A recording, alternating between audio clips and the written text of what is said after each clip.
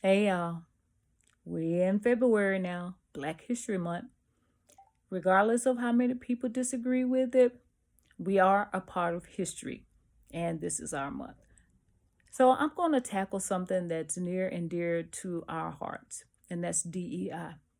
Now, I've heard a lot of things about DEI. I mean, they've called it didn't earn it. And I'm thinking, all you have to do is go to Google, and Google will tell you exactly what DEI means, right?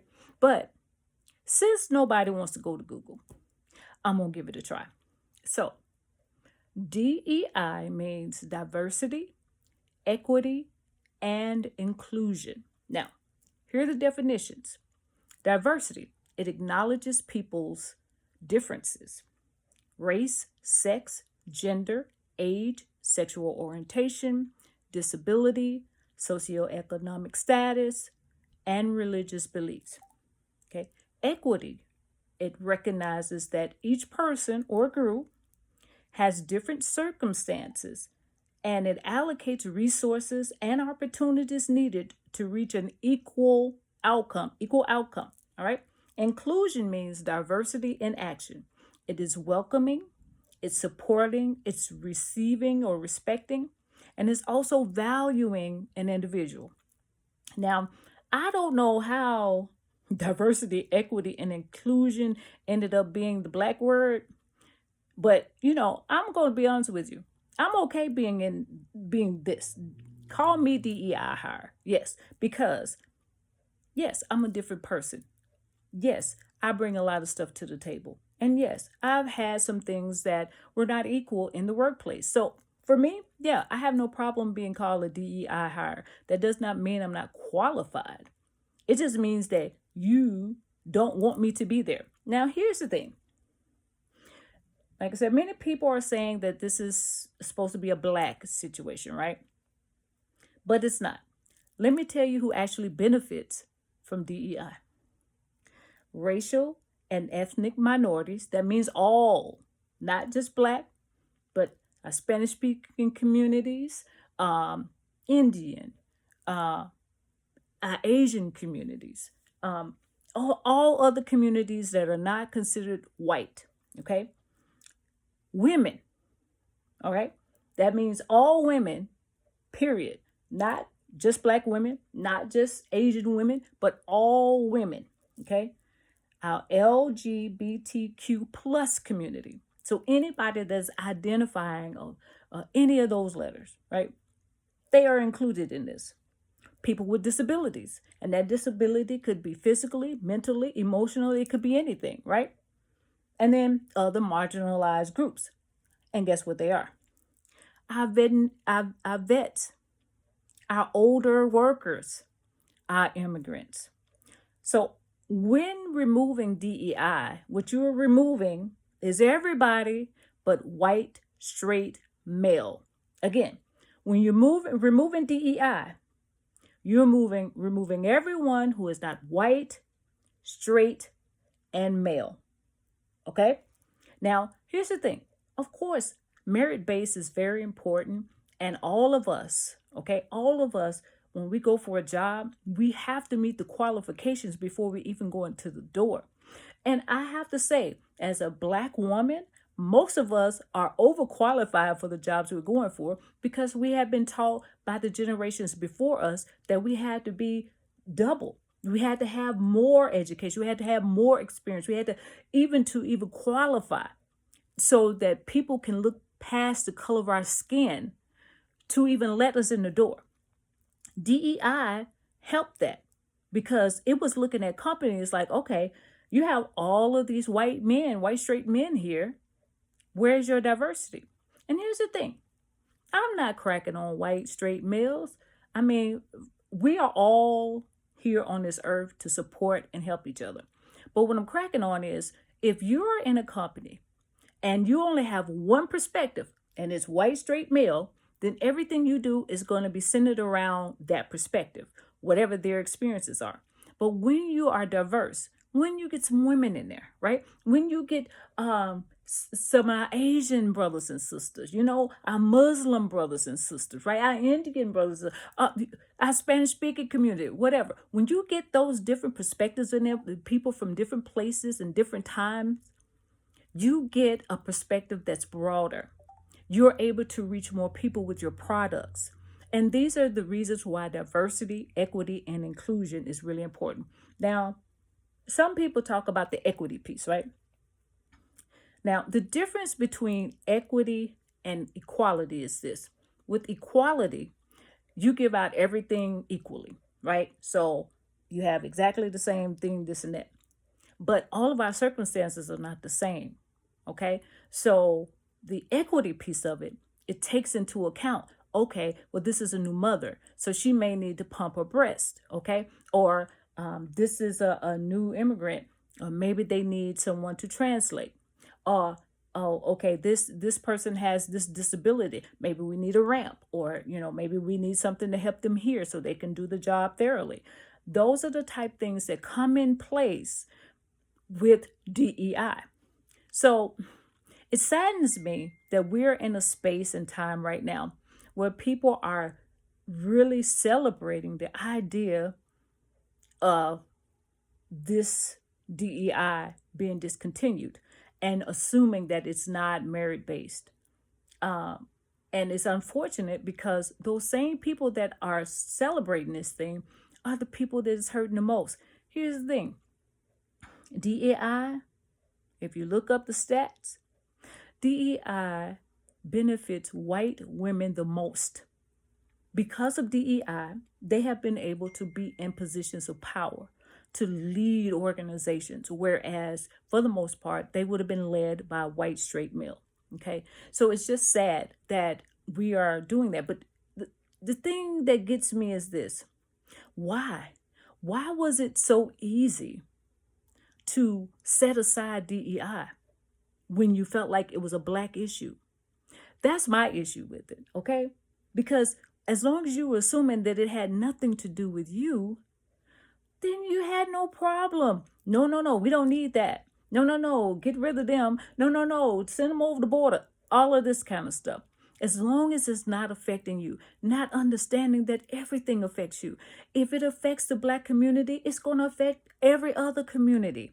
If it affects the white community, it's going to be all are affected by whatever is going on. So to assume that if we did this or we did that, then it would be a better place or a better world or there'd be more merit.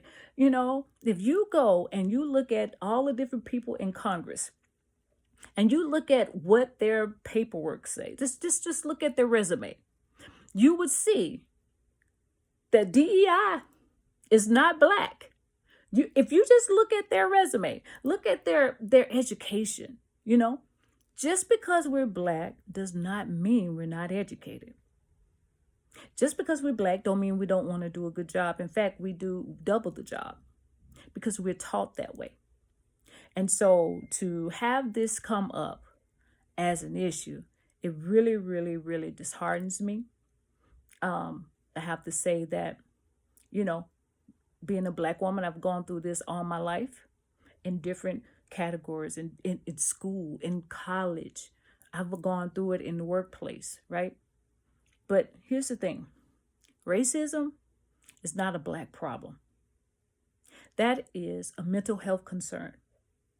And it is not a Black community mental health concern. So the people that will have to change this system are not the people that's affecting. It is the people that are benefiting from it. Okay. Let me go to my Bible verse because I always do. Bible verse is James, 2nd chapter, 1st through the 4th verse. And it says, and this is the Amplified Bible, my breathing, pay no severe regard to people. And it says, show no prejudice or partiality. Do not attempt to hold and practice the faith of our Lord Jesus Christ, the Lord of glory, together with snobbery. Okay. For if a person comes in your congregation whose hands are adorned with gold rings, who is wearing splendid apparel, and also a poor man in shabby clothes comes in. And you pay special attention to the one who wears the splendid clothes and say to him, sit here in the preferred seat, while you tell the poor man, stand there. Or you say, sit on the floor at my feet. Are you not discriminating among your own and becoming critics and judges with wrong or evil motives? So this Bible verse says to me, check yourself, okay? When you're sitting here and you're digging ditches for other people, you don't care what happens to people who are not like you. What you're doing is opening up the door for things to happen to you. When you dig one ditch, you got to dig another one because you're going to probably fall in it. And a lot of people are understanding that now. And I have to say, as Black people, we understand the assignment. We have been oppressed for a long period of time. We're still being oppressed, okay? And we understand that if we don't look out for other people, we understand it's going to hurt us too.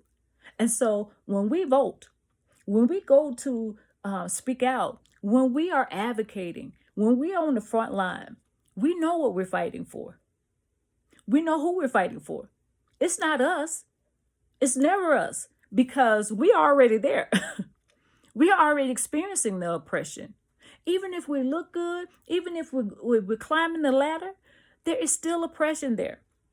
And it affects our blood pressure. A lot of us suffer from blood pressure, depression, anxiety, heart disease, strokes, alcoholism, all of these things, because we're still trying to maintain ourselves, take care of our families, do the best we can, and then some on a job, working double, if you will, while we're still being discriminated against in the workplace, while we're still being experiencing microaggressions, while we're still going through the changes of this world, while we still understand that our disqualification we wear on the outside of us. So we know that if we don't vote where the least of us will benefit, we also know that everybody's going to fall. And that's what we're experiencing today. So the song for the day I'm going to sing is Stand Up. This is in the Harriet Tubman movie. And this is Cynthia, and I don't know how to pronounce her last name, so I'm not going to. I love her. She was in Wicked. Okay. I've been walking with my face turned to the sun, weight on my shoulder, a bullet in my gun. Oh, I got eyes in the back of my head, just in case I have to run. I do what I can when I can, while I can for my people.